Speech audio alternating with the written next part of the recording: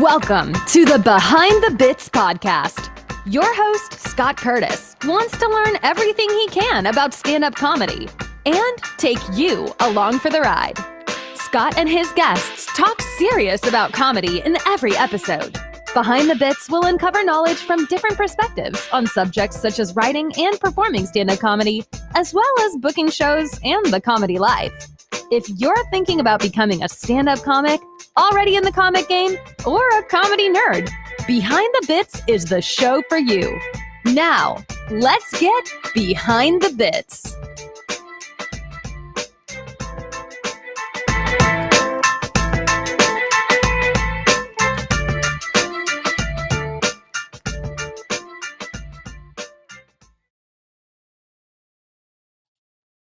All right, so no more cold opens. I'm going to do it this way from now on instead of just popping on and scaring you.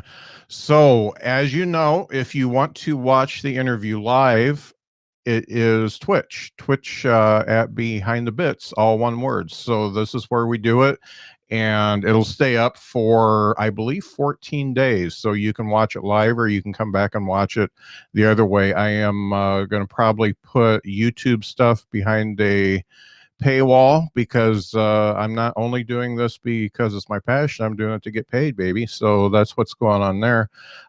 Just a quick announcement. I haven't talked about this in a long time, but since we reached it, I wanted to thank everybody for listening. In the last 30 days, it's my first time to have Behind the Bits at over 30,000 listens. So that's an average of one listen or 1,000 listens per day. So that is a big milestone for me. I talked about 10,000 6 or 8 months ago, and I totally skipped over 20,000, but we're at 30,000. So thank you for listening. I appreciate the feedback. I've made some really good connections, and I think you guys are getting a lot out of the show because I'm bringing you the best people I can. And so I really appreciate it. I'm not a very emotional guy, but when I saw that today, I was just tickled pink. It's really great.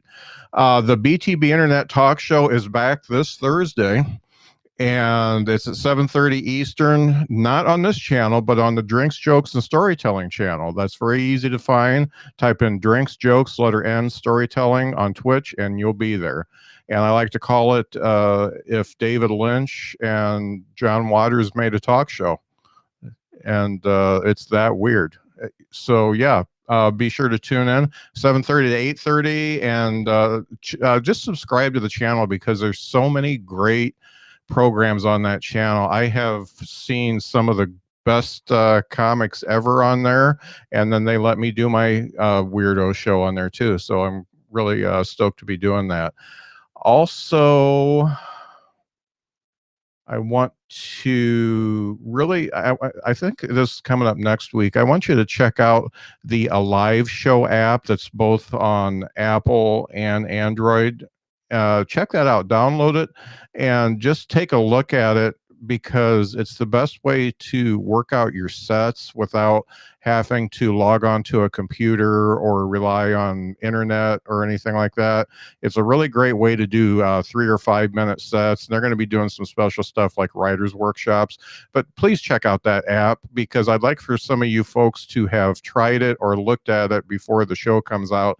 I'm going to have the creators of the app on, I believe it's next week, if I've got that right. So let's get right on with it because I've got a guest waiting. My guest today is Jan McInnis, and she has been making people laugh for over 25 years, and she gets paid for it. That's the big thing. She's written for The Tonight Show, along with many other late-night TV shows. Jan has written for The Washington Post, The Wall Street Journal, and The Huffington Post. She is a much sought-after keynote speaker who can talk to groups about everything from finding the funny in change to flourishing from failure. There's a lot more to check out, so make sure you go to theworklady.com, spelled just the way you'd think it is, theworklady.com, to see everything Jan has accomplished and where you can find her perform. Let's talk to her right now. It's Jan McInnis. All I got to do is click a button there. Here I am.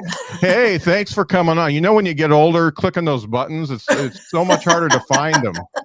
Every time I think I'm technology, I can't learn anything else. Something else comes out and I have to learn it. Yeah, no doubt. No doubt. Thank you so much for being on the show. I took a kind of a deep dive into your career, and boy, you are busy. I try. Yeah. Well, COVID slowed it down a little bit, but Yeah, yeah. I'm very impressed with the way you. I mean, you get into everything that is humor related, and I really like the way you do it. In this deep dive, I'm going to start off a little bit different because you said something in one of your podcast episodes that really stuck with me, and I think it can kind of take us on a little journey to where you come from. But I was looking at your episode, and they're really neat little episodes. The thing I like about your podcast, first of all, is it's like maybe 10 minutes at the most. five Yeah, minutes or five less. at the most. And man, there's a lot. You're dropping a lot of knowledge in that time, so I really enjoyed it.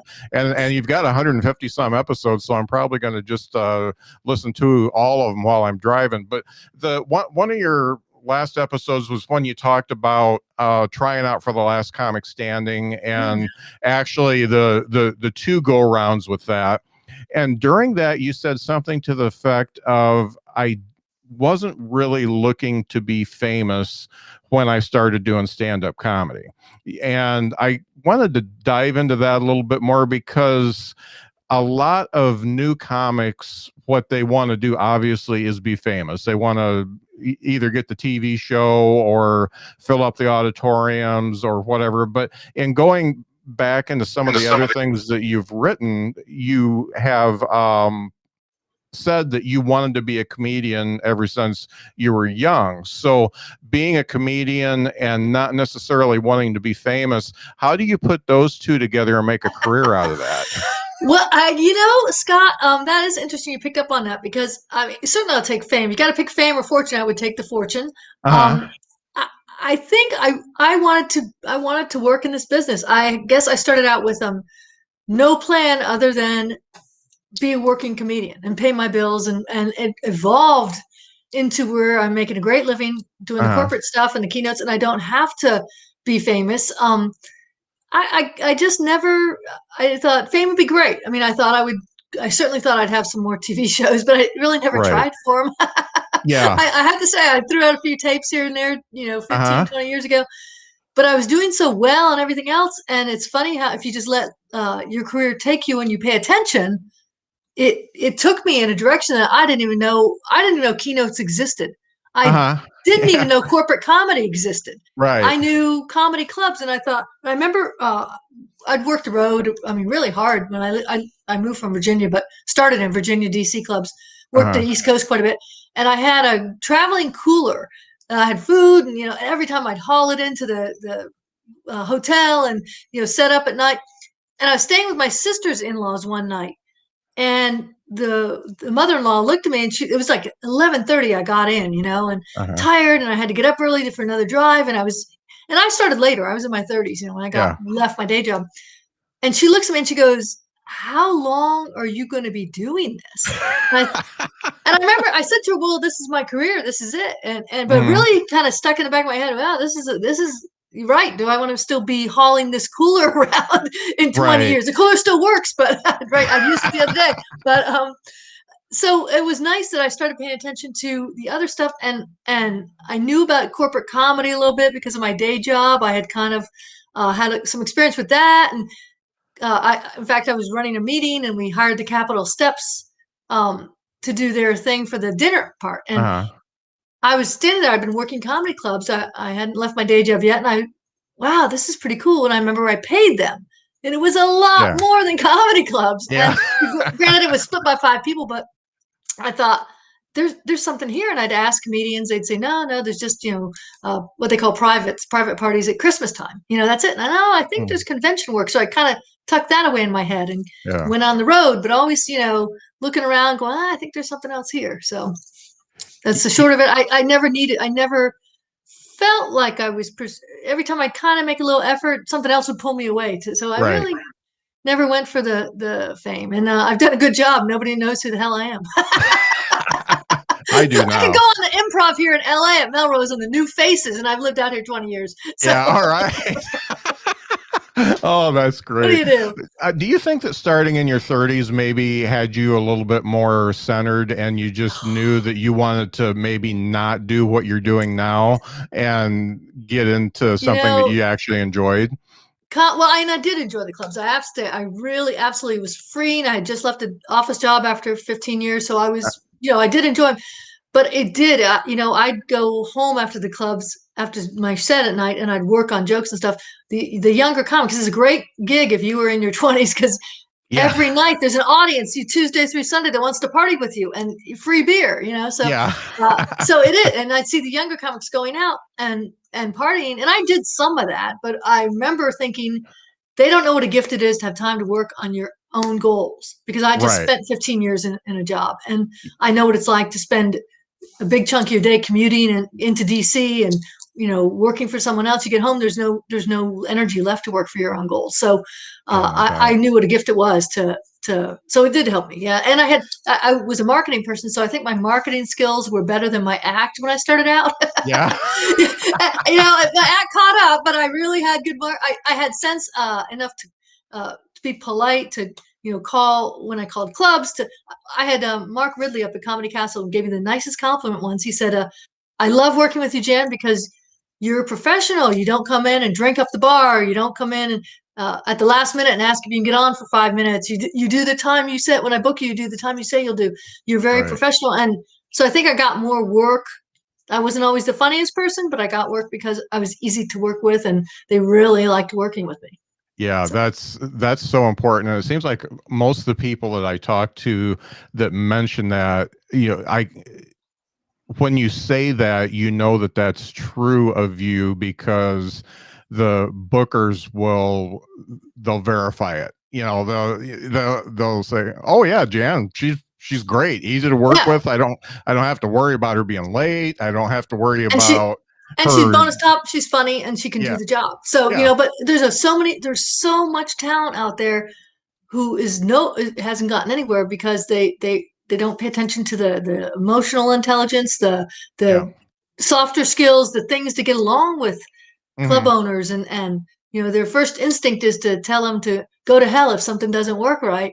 Yeah. And I mean, I think I've burned maybe 3 bridges Yeah. in the whole comedy. Really yelled at somebody and screamed. A Yeah. couple times when things haven't gone my way, or they've done something I didn't think was right, just walk away. Just, Yeah. all right, I'm gonna win. I'm gonna Yeah. win.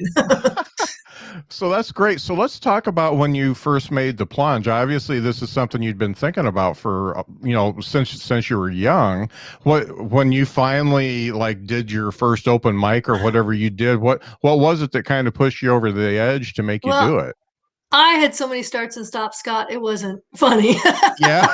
I mean, when I was a kid, you had to get a job. I remember thinking, well, I wasn't particularly funny, but I thought, or nobody thought I wasn't the class clown. Uh-huh. But I thought, well, comedy sounds like fun, so maybe I'll do that. I didn't know any way to do it.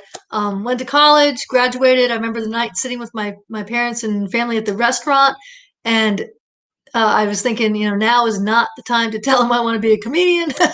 Just graduated from college, they just paid a lot of money.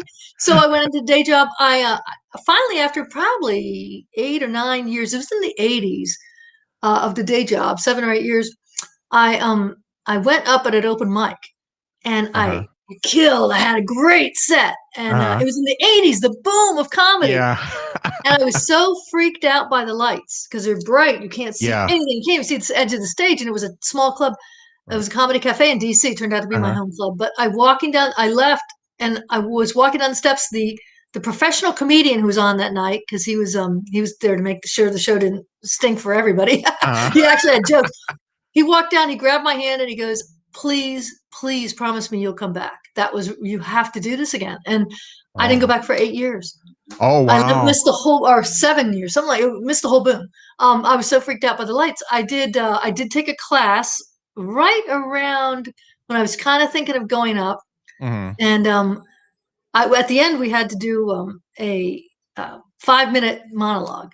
And Hmm. the class was the teacher it was like one of those, open university kind of classes. You just take at night, for free out of the catalog, and not free, but out of the catalog. And the teacher's wife and his mother were the judges, and I did great at my little jokes. I did some of the jokes I think I did at the thing earlier, 6 years earlier. I did some of those and did some new stuff, and they were just like, mother. Afterwards, they came up and said, "You have to do this again." Didn't do it. Waited another year. There was the Jay Leno Comedy Challenge. It was a big challenge in the 90s, early 90s, I think. And he was trying to find a comedian to put on the show, just a kind of a fun gimmick, thing. I mean, he had comedians to put on, but a new one. So you had to send in a tape to get on. They were having every comedy club around the country. And so there were 3 in Virginia, Maryland, D.C., and we had to send in a tape, and then they would pick from the tape who got to go on stage. And then from that, they would go to the regionals and nationals. Well, I sent it. I didn't know. I was so naive. I didn't know that they meant videotape. So I hadn't been on stage. So I walked around my condo reading some jokes I'd written into a microphone, into a mini cassette. Yeah. All right. Like you have to have a mini cassette for this. I mailed it in. Yeah. Oh yeah, I know. I mailed it in, and I get a call like the next week from the woman at the TV show, and she goes, "Hey, we heard your stuff. We want to put you on one of the nights." And my first words were, "How many people entered?" Because it couldn't have been many. They picked me. She said, "Oh, we had like hundreds, and we picked you." So I got on. So they said, "You're going to be in the third night in Virginia," and I said, "Okay." Well, the first night they had the Maryland competition, and it was on TV, the local news. So I watched it. And they said, professional comedians are vying for a chance on the Tonight Show. And I jumped straight out of bed and went, professional? Oh. I'm not professional.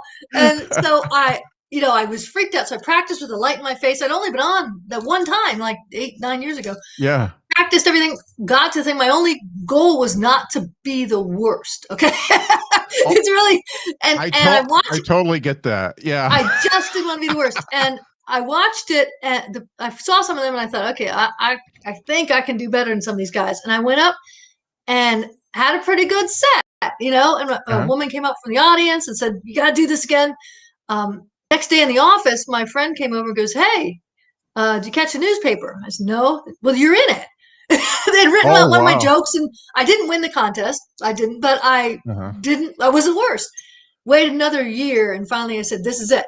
This is it. I'm going on stage." It was by now 93 or something. I can't remember. And so yeah, it'd been like a 10 or 11 year thing.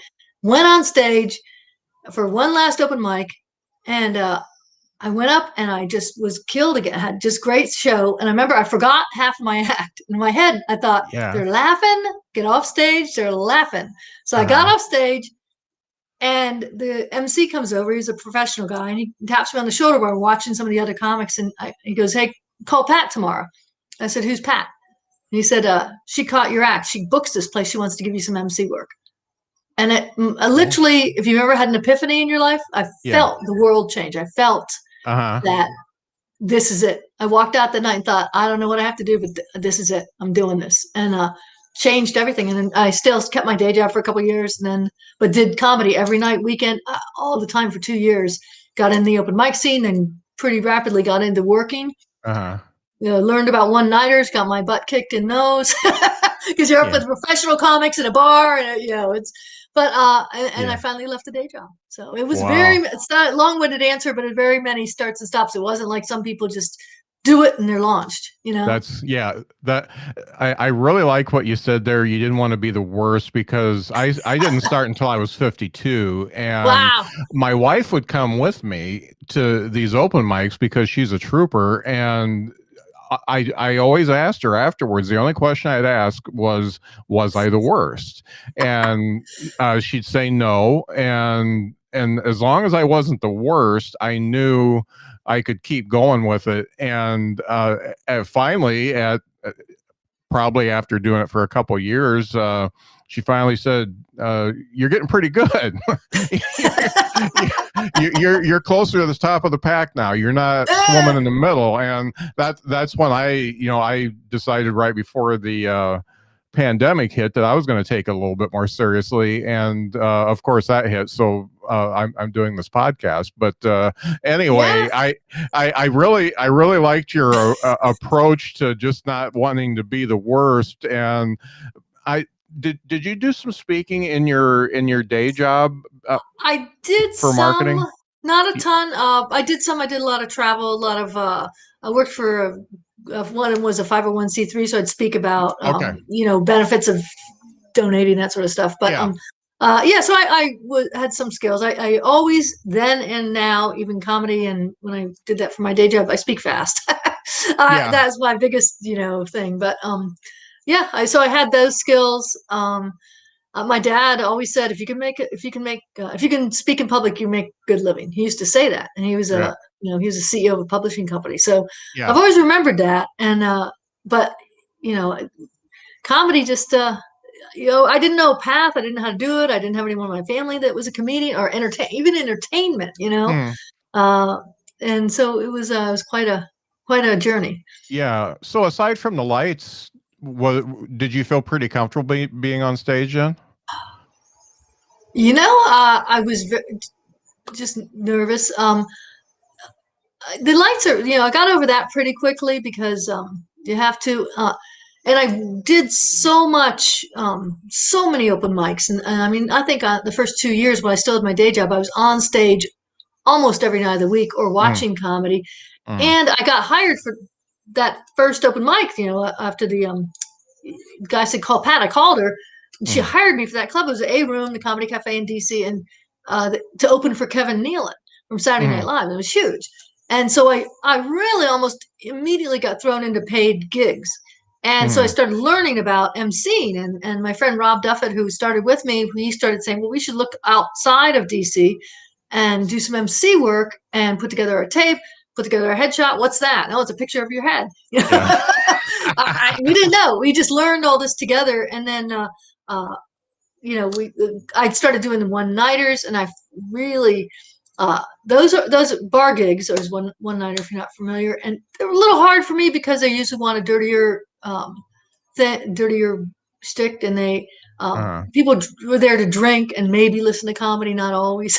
Right. So, Right. but I saw the pros. I worked with them, and it's sink or swim. And luckily I swam, but that was a tougher going. But I got some big A rooms to MC in, and kind of gradually move that way. So Great. Where did your material come from?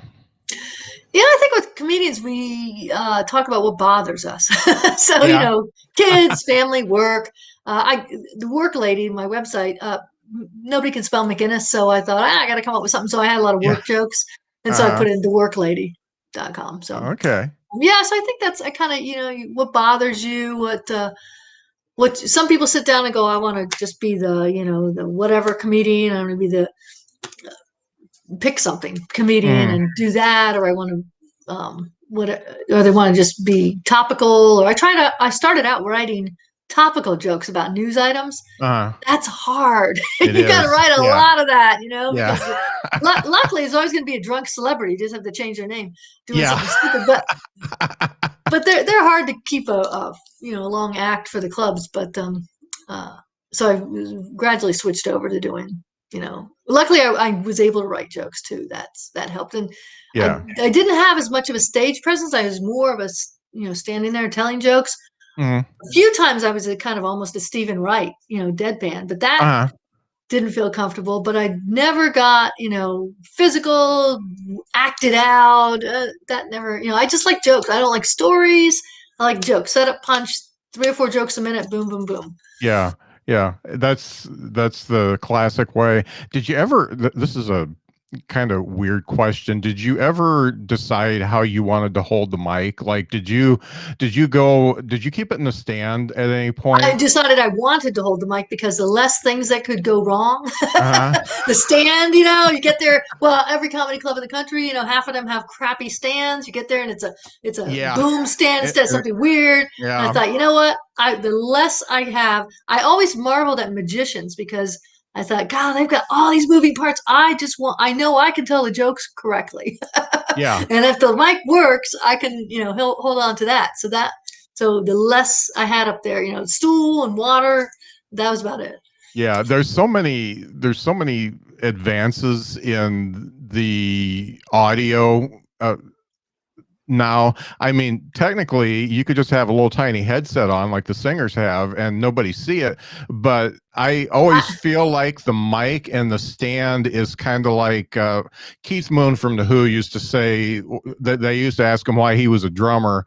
And he said, well, because I have that drum kit between me and the audience, and I don't have to worry about the audience getting me. And I've always felt like the mic and the stand is kind of my barrier between me and the audience. And that's my little, I guess it's just my security blanket. Oh, funny. No, I move it out of the way immediately and just to hold the mic. And yeah, I like to hold something. I don't want a headset, or I have Yeah. for some keynotes do the lav.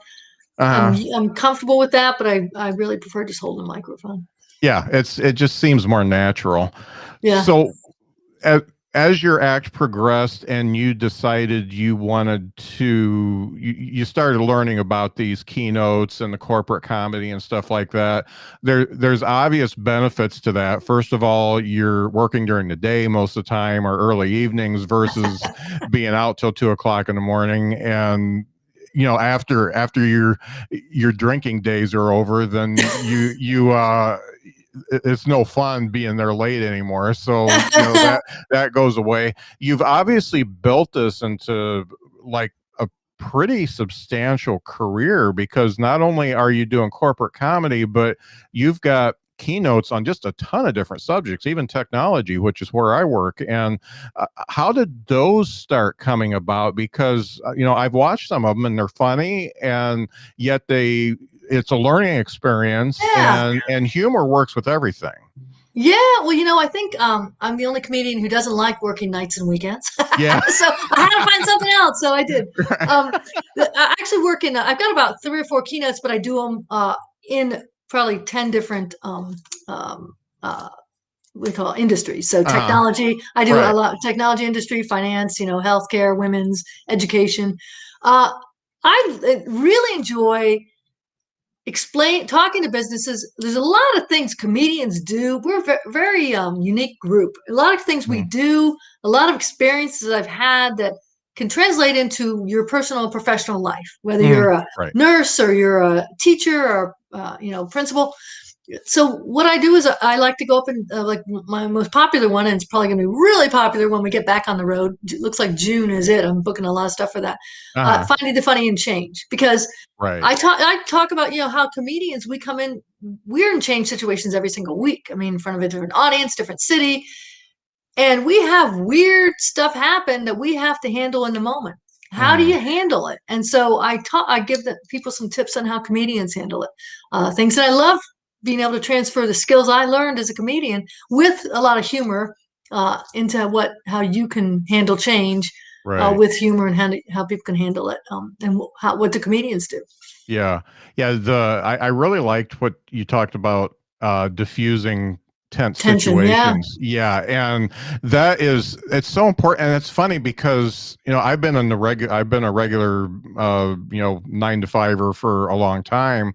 And the reason why I got into comedy is because I was one of those that could diffuse the situations with saying something funny. Sometimes it's a little sarcastic, and sometimes it's just letting everybody know about the elephant in the room, so it's not hanging over like a dark cloud. And if you say it funny, everybody laughs, and you can go on with what's important in the meeting you're in, or whatever you're doing. And I really liked how you put that forth, because I think it's something that the way you did it, it's something that a non-comedian could take and say, "Oh yeah, that makes sense." Because you say go to your sarcastic self, and that's that if you go to that, those thoughts are always there. You can't really push them away, and you can soften them and make them something that actually works and makes the meeting go forward. And the beauty with business is first of all, no one's expecting you to be funny. So if you are, it's good. But secondly, you don't have to be comedy club funny. And even if it doesn't work, even if you toss out a little humor, people appreciate that you're trying to lighten the situation. They don't get mad at you. They get mad if you're in a comedy club and you're not funny. Then you get into trouble. But But in business, people appreciate it, and it's got some great benefits. I mean, a great way to connect with people and have people find out. You can find out about people by the humor they use. Just start listening. If they're Mhm. snarky, you know what kind of frame of mind they're in. Yeah. Great way to make diffuse tension. I mean, it changes the energy. Instant. You don't have to do a lot. You can do one joke, one funny thing, one funny observation, Yeah. change the energy in the room, Right. and it's a whole new ball game. Yeah. So it's a real business skill. I also talk about actually putting humor in business for sales groups, because Mhm. people want to do business with people they like, Yeah. and you want people to listen to your message. You better try to use a little bit of humor, and Yeah. and I'm thinking as we come out of COVID and quarantine, look how much we're all used to being entertained. So Yes. now it was important to use humor before. It's really important now because you are really going to lose the Yeah. audience, and lose the interest if you don't try to be, again, you're not trying to be a comedian. You're just trying to lighten the mood, lighten the situation a little bit. Yeah. Yeah, I agree with that. It's funny because not only am I in technology, but I'm in sales. So I can definitely commiserate. I can yeah. It's I was going to say commiserate because I'm in sales and don't necessarily don't necessarily after 6 or 20 years it's been a long ride. But anyway, yeah, the using humor and also comedians, well, some comedians, most good comedians have some self-awareness, and they also have a good awareness of the room. And sometimes the room is just you and a client, and sometimes it's you on a Zoom conference, and sometimes it's just you on the phone, and Yep. you can pick up on the the way the audience or your potential client or whatever is thinking, and what's important to them, just by listening to a few things that they say, and just use that. Right. And what's one of the marketing messages? They say you have to be hit with something like 7 times before people take any kind of action. You got to Yeah. find a way to stand out. You got to find a way to get your message out there and be memorable, and you can do that with humor. So Yeah. people, and they want to do business with people who are fun and nice, and you know so and they can approach you, and they feel like they can talk to you if you've been using some humor. So it's a huge business skill. I wish I could get the message out there more about this, because people are missing the boat. I mean, people are, and Yeah. really, again, as we come out of quarantine, everyone on the planet's used to Netflix, and being Yep. entertained, and they are not going to put up with boring, conventions where they just run keynote speakers through on a conveyor belt with Yeah. a message. You got to have something in there that's a little bit entertaining Yeah. to get people to And want to come on. it's funny. I'm not a big media guy, so I only watch what I want to watch, and it's actually usually not comedy, and it's usually not what everybody else is watching. I've never You haven't I seen The Lion King? Come on. yeah, I'm not a Star Wars guy. I'm not a Marvel. Nah. None of that stuff really works for me. I like real stuff, and I like I guess what you call chick flicks. I lay in bed with my wife and we watch all these series that have strong female leads, and I like that because it's actual, you know, it's believable. Yeah. You don't have to suspend reality in order to watch it. So I watch that kind of stuff, and all my friends think I'm nuts, but I love it. And I'm a murder show person. okay, I I like would have been those in too. CSI. I would have been Yeah. Forensic Files, all that stuff. Oh my Uh, Lord. Yeah. yeah. People say, "Why aren't you married?" I said, "Because I watch Forensic Files." Okay. Yeah. you know how the body's going to be hid. Yeah. It's not like Grandma and Grandpa on the farm where Grandpa just disappeared. Yeah. Now they can find that. Uh, so how did you go into writing for some of the late night TV shows? I mostly the Tonight Show, and I've written for but Mm, I've sold to greeting cards and syndicated cartoon strips mm, and guests on the Jerry Springer Show and radio. And I know my parents are proud. Radio, a lot of radio. You know what? Again, by keeping my eyes open to opportunities. mm, A friend of mine wrote for radio prep service, where you and he'd write jokes for them, and they had hundreds of stations around the country. And when I was moving to LA, I called him and said, hey, could you connect me with them because I need some money when I move out there? And he did. And he was very gracious, said, you're very funny. And of course, and I'd done topical jokes when I started out, so I kind of knew I could write news story jokes. Leno, again, at one point he had a fax machine. That's how old it is.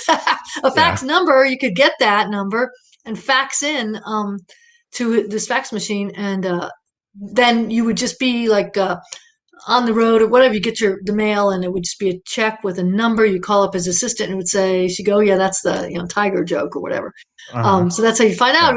My first joke was I'd been on the road forever, and I came home and called her up. I got the check in the mail. I was so excited, and it was a Super Bowl joke, and it was very exciting. So I didn't sell tons, but I sold enough. And greeting cards, again, just networking with people. Networking. I mean, if you want to do this, hang out at the comedy clubs, meet the comics, call the radio station in your town, and say, hey, they'll always take. What the heck? They don't need to use them if you write them and see if they use them. Yeah. I mean, I just kind of tripped into all this stuff, and it worked. I was very, very, very fortunate. So I never pursued writing and like a sitcom or something. It's funny when you say, did you ever want to be famous? The sitcom, everyone, do you have a sitcom? Well, no, that's like saying to somebody who works at IBM, are you CEO? Yeah. I mean, no, we're not all going to get a sitcom, and that's not really what I got into for. The writing on the sitcom, people say, "Oh, you write, so you get on." No, it's too much like a day job. I don't want to write on it. I don't want to have to go into an office every day. Right. Though I understand they have a lot of good snacks in the writers' room, but I like freelancing. I like that part of it. So and I write for I don't do a lot of writing now because I'm just super busy with other stuff. But I have a few big projects that are on hold that hopefully are going to regenerate once all this is over with. Some big groups, big companies. So but I've written for companies and helped them, wart removal cream and all sorts of fun. There's humor in that for sure. But some of the ads that are going on, there's this liquid death water. Have you ever seen the ads for that? Must be an Indiana thing. No. So a guy from LA was interviewing me on his podcast, and he picks up this can of liquid death water. So it's all over, but they're taking this satanic bent about it that you have to give them a drop of blood in order to be in their club and get their water. And I'm like, no, we've all given too many needles. I can't stand needles. There's too much of that stuff these days. So no. It's pretty genius because it's actually taken off for them, and they're doing really well. And it's just water in a can. I mean, I don't know how they did it, but they did. And it was just so funny when he picked it up because he's a clean comic too. And I'm like, how did that ad appeal to you? because it doesn't fit you at all. Funny. But it was it's funny that some of these like Manscaped and Dollar Shave Club and stuff like that, you can tell that is not just an ad person coming up with that stuff. There somebody in the comedy world had to give some input, help them out, right? And companies. I've written for all sorts of companies. Or just people running their own business that want to punch up a sales letter. Written for realtors and that sort of thing. Just add a little bit of humor. So I enjoy it, but like I said, it's kind of busy now. So right. I haven't done a lot of that recently. I cherry picked the really good ones, and I have friends I'll send off the other stuff too that are very good writers. So right. Now I've talked to actually several people who do corporate comedy, and I get different perspectives on how they got into it and how they approach it. So if a comic has, say, 30, 45 minutes of clean material, and they want to approach a company to do their annual meeting or whatever, and this is not really Keynote so much, but just do some comedy for whatever event that they're having, first of all, how do you put yourself out there to get that? And you're probably going to have to go back to when you were first doing it, but how does that go about that you actually make a connection with somebody? Well, I think the easiest to get into, if you want to start, was really associations, because there's an association for everyone. There's everything from the American bankers to whatever. And it really, when I started doing it, I kind of went backwards. I started with getting in with speakers bureaus, and they book you, but really they didn't have it. This is 15, 20 years ago. They didn't have any, or 15 years ago, they didn't have any clean women comedians that were funny. Like I had one of them say to me once, it's hard to have someone follow you the next year because you're so funny, your comedy club funny. We can't find anyone out that came out of the clubs that wants, so that does this sort of thing. So bureaus really don't start beating up on them if you don't have any experience, because they're not going to book you. They've got hundreds of comedians. So associations, what you do, and just go to the national, like American Bankers Association or whatever it would be. I don't know. There are literally thousands. Yeah. And each state has a chapter, and you can call but you got to look and see if they, like, for the most part, they'll have a keynote. A lot of times they won't have comedy. They won't have entertainment. So you got to kind of find which ones do entertainment, so you're not wasting your time. And at the time, I did a lot of calling. I have an assistant now that does my marketing. And I think getting a presence out there on the internet as well. But you know what the key, I think, would be, corporate and association groups want to know that you have done this before. Comedy clubs want to see a 45-minute tape. If you want a headline, you got to show 40. They don't believe that you have 45 minutes. Right. I got most of my work for the corporate off of a 7-minute tape with probably 5 jokes. And it was a splashy, sizzle reel. Yeah. They want to see testimonials from people who did it. And one thing I lucked out doing in my comedy, and again, I kind of backed into it. I was working comedy clubs. I was in New Jersey, driving to a club in New Jersey. I called a club in Iowa, and the guy that answered the phone, I said, I'm a comedian. I want to do some work your club. Can I mail a tape in? And he said, well, my partner and I from the club split. He took the club. I do the corporate work. Are you clean? I said, yeah. And he said, send me a tape. I'll take a look. I don't have any women. So I sent him a tape, and he called back and said it was really funny. He goes, what he did, he said, I'll bring you, his name is Keith West, but don't everyone bug him, out of Iowa. He's a great guy. But he brought me out, and I said, every Christmas for about 2 or 3 years, and he would string together Christmas parties. And I said, I don't care what I get paid for these parties. I want them to commit in writing in the contract that they will give me a quote, a nice quote saying they loved it. I don't care what, because I need that quote to show that I've done these before. So whatever you've done, I think people put the cart before the horse. They start calling places. I'm funny. Look at my tape. Well, nobody wants to look at your tape. They really, really don't. I know. I don't like watching other tapes. No one wants to watch your video until you give them a reason to. So you got to have your quotes and I've done these, and really have your package together that give them confidence that you're not going to go on stage and get them fired. And go on stage and, because it's very different. I mean, the drunk guy in the front row heckling you might be the CEO who's writing your check. Yep. So you can't win in a comedy club. You have to win with the heckler. You have to, because you won't get hired back.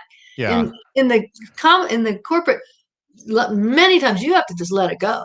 Yeah. Have fun, goof around. You can't slam somebody. And so and you can't cuss. I mean, you really can't. Or you can, but you won't do it that much. You won't work it.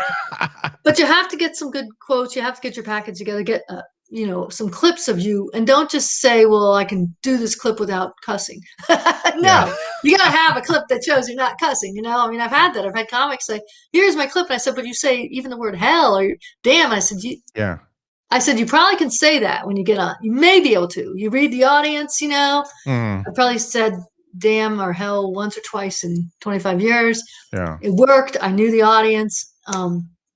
But otherwise, you get yourself together and start looking like someone they want to hire. Get your website together. Get your quotes out there, and then start contacting the different groups and make sure they're a group that actually does what you do. A lot of times there are agendas on the website, there's stuff so you can kind of, it's a very slow process. I mean, I guess there's a list you could buy and you do a blast, but I think you'd be better trying to network one-on-one. I don't, and word of mouth and talk to other people, talk to comics, get in with a comic who's at your level and you're both trying to do it. Then you can switch leads and such. After you do one, they could do one. I've done that with people. Yeah. So. Yeah, I dig that. So your approach to a gig then, say it's the American Bankers Association or it's a particular bank. One of the nice things about associations is if you do well, they all go back and say, Jan should do our annual You meeting. hope so. You know what? Half the time they go back and somebody's uncle is, juggles and we're gonna go with Bill because he's $5 and Jan's more. So but every group does have and go for the bigger states. Obviously, the smaller states don't have any money. But start with small. Start with some state, or some city groups, or start with your local chamber of commerce or something that you can get on stage and get some quotes and get your name out there, and get your practice and get your chops built before you start just jumping into the big national convention. You don't want that. You want the smaller stuff anyway. If the price is right, I'll do the small stuff. I don't care. So I kind of went off track there. As far as your approach, so you've got this, say you're doing it for Microsoft, and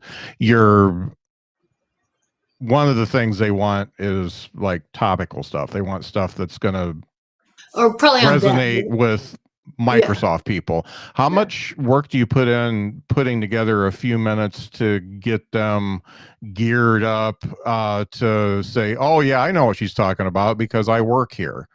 Yeah. And again, I do more keynotes now than corporate. When I did the corporate comedy pretty heavily, I have an interview process. I have a list of questions, and I'm happy to share that with anyone who wants to send me an email. I'm happy to share that. And I don't send them the questions because they'll give you one-word answers. Yeah. So I just set up a time and I said, we're going to take 20 minutes and I'm going to find out about your group. And I go through and, ask what their theme is and what are some of their headaches and challenges and what are they dealing with right now? And, the copiers, we've had trouble with the copier. So if you can reference that, doesn't even have to be that funny of a joke, but you just reference it and you're golden. I mean, people go, oh, she knows us. And I would do, when I started out, I had about 40 minutes of material. You need about an hour of material to do. I had about 35, 40 minutes. And then it was like, okay, I'm a fast writer. I'm going to write jokes, 20 minutes of jokes for these people. And sometimes my act couldn't even follow those jokes. They were so good. People would keep talking about us. But 5 minutes, a few minutes of just a couple minutes. When I keynotes, it's one or two jokes, just so people know, she knows our industry. She's not just doing a canned. For me, now a lot of comics make a great living not doing that. They go into corporate and they don't customize at all. They don't. But I like it. I like to learn about the groups, and if I do a healthcare nursing group here, I can use those jokes probably. I do the next nursing group, or modify them. But people just love hearing about them. So you got to watch out that when you talk to the committee or the people. Because sometimes they'll say things like, oh, this happened, but don't talk about it. It's like, don't tell me that. Or they'll say, they'll tell you stuff like, oh, make fun of his divorce, make fun of her hair. I'm like, no, you wouldn't do that. And, in person, I'm not making, but so you got to watch the information they give you and really weigh it. Is this something that I can have fun with? Only once, I think I did an event. It was great. And, it was killing when I started, and they made a funny product. I won't say what it is, but it was, and I wasn't even making that much fun of the product, but it was a funny product. But the CEO was glaring at me, just glaring, and the place was exploding. And finally, after about a couple minutes, I went into my act. It turns out he was Italian. He didn't understand the humor and joking about the company, and I wasn't mean. I wasn't doing mean, this company stinks kind of stuff, but. He didn't think he took their product very seriously. Yeah. So, so that my bad, because I didn't understand that, and I just took what the committee said, and I should have really dug a little deeper. And Mm-hmm. 2 jokes in, I probably should have just switched. But you keep going. And finally, I got at one point where the what do you call, the centerpiece was between me and him, so I couldn't see it. That didn't work, So whatever. You win some, you lose some.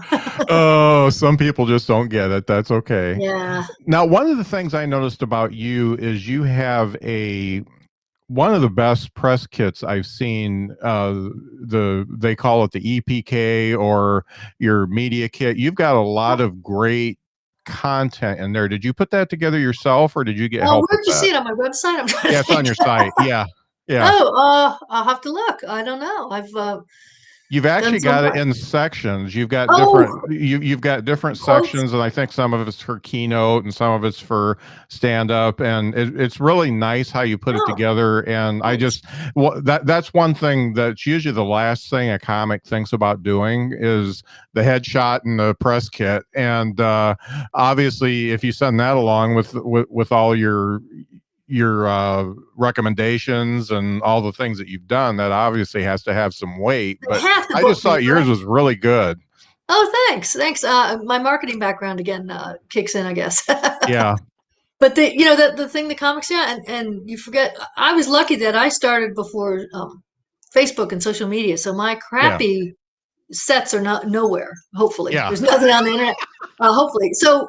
But if you're a comedian now and you start out and you've got some stuff up there and you want to get into corporate and you're cussing or whatever, you gotta, even if you have 1 million hits, if you want to move corporate, they're gonna find that. I mean, and there's no amount of "don't worry, I know I won't say it" that you can say, because they're not gonna believe you. And frankly, I wouldn't believe you if you've got it, because if you say it and they go ahead and later you go, well, I had it on my website, the meeting planner is going to get fired and they don't have a leg to stand on. So anything that could hurt you, now you have to look at stuff that could really hurt you. You didn't have to do that when I started out, but now not just what can help you, but what can hurt you. Right. Now, going back to club days, you having a clean act like you did, and the clubs, they obviously want funny, but sometimes you get into a situation, whether, I mean, you started emceeing, then I'm sure you did some feature, and then you did the headlining. You get into a situation like maybe if you're the feature and you're stuck between 2 completely filthy people, and you come out. How do you overcome that? Because sometimes they expect they expect it to keep going like that. My biggest bit of advice, I had this, I was headlining a club once in Albuquerque, and the comic ahead of me, the feature act, he started the week out by saying, I want your job. Like, okay. Yeah. And the club owner had said, Jan's clean. So he goes, the club owner wants me to be cleaner, and I said, do your own thing. I'm not going to tell you to be clean. I'm not going to tell you anything to do. So he went up and proceeded to be as filthy and he was doing just getting the audience riled up and yelling and getting them to shout back. And I went out and followed it every single night. And the last night he goes, I don't get it. He goes, I'm throwing everything I got at him. You're still following me. He's basically saying, I'm trying to make you so you can't follow me, which I knew he was. Right. And I looked at him, I said, do your own thing. Just do your own thing. They will see how good you are. You'll be funny. You'll be unique. You'll be you. People are paying for you. If you cuss, I tell comics, if you're really dirty, you're going to do material like that, but you're going to find a different venue than I will. And also just make sure there's a punchline. The F word is not a punchline. So make sure you find that. But be you. People are paying for you. So you may, if you're going to follow dirty acts, you may end up bombing some more. I had to follow a guy that was, humping the bar stool, and this is a different gig. And I went out, I know, and the audience loved it, and just one well-placed line. I just walked out and looked and said, I was going to sit on that, and the place went nuts, and then I was going into my act. So, but a couple times when I follow people, I have maybe 2 mean jokes. I'd have to go out to get this audience settled down and just go at the loudmouth for 2 jokes. I'm thinking, I hope he doesn't want a third one because I don't got it. And, just to get them to know I'm not afraid of you and I'm not going to take this. And this isn't, So you got to don't try to get more energy if you're not. Don't try to be Right. quieter. Don't try to be dirtier. Don't try to be less dirty. Be you, and and if you're good, and if you got good material, and you've been doing this, people are gonna see you, and they'll eventually book you and put you in the spot that you should be in, and Yeah. with the people you should be with. Yeah. It's funny. I don't like to talk about my own sets, but our club, the local club's right by Notre Dame University here, and it's really funny because our open mics were on Tuesdays, and sometimes we would completely fill the club with Notre Dame students, and which is nice for an open mic because you're actually talking to people. But the comedians, the local comedians here, most of them are pretty filthy, but they protect me. And I was doing a joke and I said crap or something like that, and that's probably the strongest word I have in my whole act. And the one of the people, one of the young ladies from Notre Dame she said, well, you can say shit. She just yelled it at me. And one of my comedian friends was very close to her, and she said, no, he doesn't do that. Calm down. And I was just, and even though they all do the stool humping and all that kind of stuff, they know who I am, and they were supportive. That's so nice. Of me. Yeah. I've had on a couple of occasions with corporate event where one time, I mean, this guy yelled something. He came out of the bathroom and yelled something, and it gave me a chance to stop because I wasn't doing well. and I stopped and I said, if you're in a comedy club, I could go back at you with that, but I have a contract that says I can't be dirty. Yeah. And it really changed. The show didn't go that much better, but afterwards, all the people were talking to me. Yeah. And then I called the agent and said, man, they need a magician or something. If they want clean comedy, they don't want clean comedy. So they need something that is interactive. And the guy said, what are you talking about? The CEO called and said he loved you. So the only person in the room that I had to impress was that guy.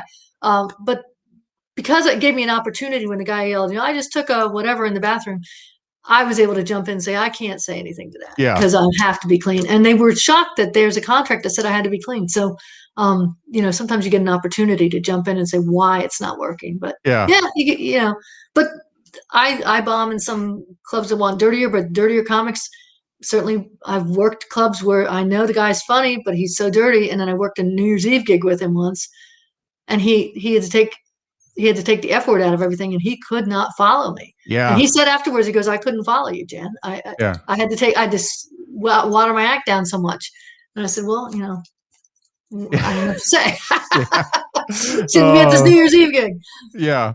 Yeah, it's just be funny, and if you come from, I personally I cuss like a sailor, and my phone finishes if I type the word F in, what it's going to say. So that's just the way I am. But the way I look on stage, I'm like super tall. I'm 6'5", and I look like either your basketball coach or your pharmacist. Oh, and funny! It just doesn't look. If I go into an F-bomb tirade, it just doesn't fit me. And so working clean is just easy. It's actually easier for me because I know I don't have to say those things, and saying in front of a lot of people just makes me feel a little bit uncomfortable. Well, for me also, I wanted my friends and family and coworkers and whatever to come out and enjoy it, and I don't want to be embarrassed. So, I just don't get into the sex jokes and that. But again, be you, because people are paying for you. If that's the way you are as a person, I mean, I cuss too. I don't always, stub my toe. I cuss. Yeah. I mean, right. I'm not, but on stage, I just think it's funnier. It's more creative to find the punchline and to get people to make the connection. You can have a sex joke. You just don't have to be graphic about it. Make the connection in your head, and I know what she's talking about. I have a lot of those jokes, and you can do them anywhere because corporate or club or whatever. So you got more venues open to you if you're clean. But again, you got to be you. You got to do what you think is funny, and you'll sell it. If you think it's funny, you'll sell it. Yeah, no doubt. Have you ever worked with Mark Riccadonna? No. Okay, he's commenting here. He's the interview that comes out tomorrow, but you probably can't see it from where you're at, but see a bunch of chat. I don't know. Yeah. Yeah, but he's an East Coast guy and very funny, and he does acting and producing and stuff like that too. But he said he respects the fact that you can work with the blue comics and still keep your head above water. So that's the gist of what he said in about 4 messages. But yeah, he's a really nice guy. But I wanna go back. To wrap it up, I want to go back to that little podcast I listened to about the last comic standing, because there's a little bit more to it. You stood in line first and then decided that you didn't want to do it after you saw the paperwork, but then you were actually asked to do it and did well, but didn't go forward. One of the things you said after that was it didn't really upset me and I didn't get all that disappointed because it wasn't necessarily where I needed to be. Yeah. Wasn't on my radar. Not on your radar. Yeah. And I guess the approach that you take, I really respect the fact that you take that kind of approach, because some people would have quit comedy just because they didn't get through on their audition somewhere or in some other comedy contest and stuff like that. And if you were to give a new comedian advice, they're at the point where maybe they're getting ready to feature or something like that, and they come up with something that could be a potential disappointment like that, what advice would you give somebody that just called you and said, Jan, I'm going to quit comedy because this happened to me? Well, I'd say, first of all, check your goals. What is it, something you wanted? Is something you really, I mean, I didn't, fame would be nice. It wasn't something on the radar. I think I got a little turned off of it when I was out here in LA, and somebody who had been on the Tonight Show a week later, a friend of mine saw him selling in Target, having people fill out credit card applications. What my goal with comedy was to do it, and then it was to do it where I had a career, like a regular life. I could buy a house. I could, have nights and weekends off. I could, go to it as a job. And shockingly, I found that, and I had no idea Keynote even existed, but I found that. Yeah. So if your only goal is to get 5 minutes on Tonight Show, and I remember thinking when I'd been out here about a year, I could spend 20 years trying to get 5 minutes on the Tonight Show. But if that's your goal, work your ass off to get it. Get used to being told no. I mean, right. It was Rosie O'Donnell, I think I read years ago. Someone said, what would your advice be? And I'd say, quit now. Because if I can make you quit, you don't have what it takes to stay in comedy. And I like to say, stick with it. Pick out what it is what can you put up with? If you want your 5 minutes of fame and you're willing to, waitress to do it until you're 50 and good, have at it. That's what you want. Do it. But you don't get discouraged, because it's also so subjective. It's so subjective, and connections, and I've seen people on these late night shows that are not funny, and they don't have good sets, but they have the connection, or they have the look, or they have the whatever they got to get on there. Use whatever you got to get on there. Expect a lot of rejection, but also pay attention. Is there some other way you can fulfill that sort of comedy thing without, if you really can't get your Tonight Show spot or whatever, what else can you do to fulfill that? Right. Yeah, the Tonight Show spots don't mean as much anymore. So, I just saw an interview with Paula Poundstone, and she said, back then it made you some, you were made. But now, there's so much that, I've never had a corporate anyone say, we can't use you because you weren't on Comedy Central. Now I had one booker that would never headline me because I wasn't on Comedy Central, and I stopped working for them because the headliners were so bad, and they couldn't follow me, and I'm like, I know I don't have any credits, but I know I can do, this person's been on Comedy Central, but, I can't work for like this. So, well, now you're fighting against YouTubers that they did one funny viral video that lasted 3 minutes, and then they get booked a headline and do 60, and it doesn't work. No, that's what happened with when I was doing the club. Sitcom stars would think, well, the summer's off, I'm going to go do 60 minutes of comedy, and these road comics will eat you up because they don't. First of all, they're kind of pissed off that you're getting more money and you're getting, and people are out there really expecting. If you're famous, you got no time. You better be funny off the bat. Yeah. If you're like me, you got about 60 seconds. No, I take that back. If you're like me, unknown, you got about 60 seconds to be famous. To be funny. If you're famous, you got 5 or 10 minutes to be funny because they like you already. They're there. They like you already. But if you're not funny in 5 or 10 minutes, and I've worked with stars who weren't, right, then people get mad. So, I think these YouTubers are going to be sort of like some of them may be able to make it over to the comedy side, but some of them are just going to try to make a quick buck, and they're going to be flash in the pan and realize it is hard to hold someone's attention. That's why we start open mics at 5 minutes and 3 minutes, because to hold someone's attention for 45 or an hour, it is hard. Yeah. And, so don't just try to make a quick buck on it, No doubt. Stay in it for the long haul. Yeah. Well, I've really enjoyed talking to you today, Jan, and I think you dropped some great knowledge. I'm using that young terminology, dropping knowledge, and that's part of my act too. I call my wife my bae, my boo, and my shorty all in one bit. Just I don't even know what you said. Yeah, it's so the young people know. Yeah, and it gives them something to laugh about. So where can people find you if they want to either book you or just find out what you've done?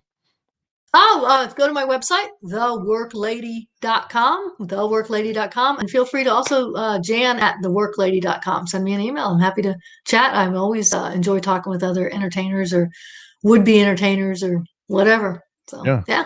Great. It's been great having you on, and I really appreciate it. Thanks, Jan. Thanks, Scott. Take care. All right, that's it. That was good. Hey, thanks.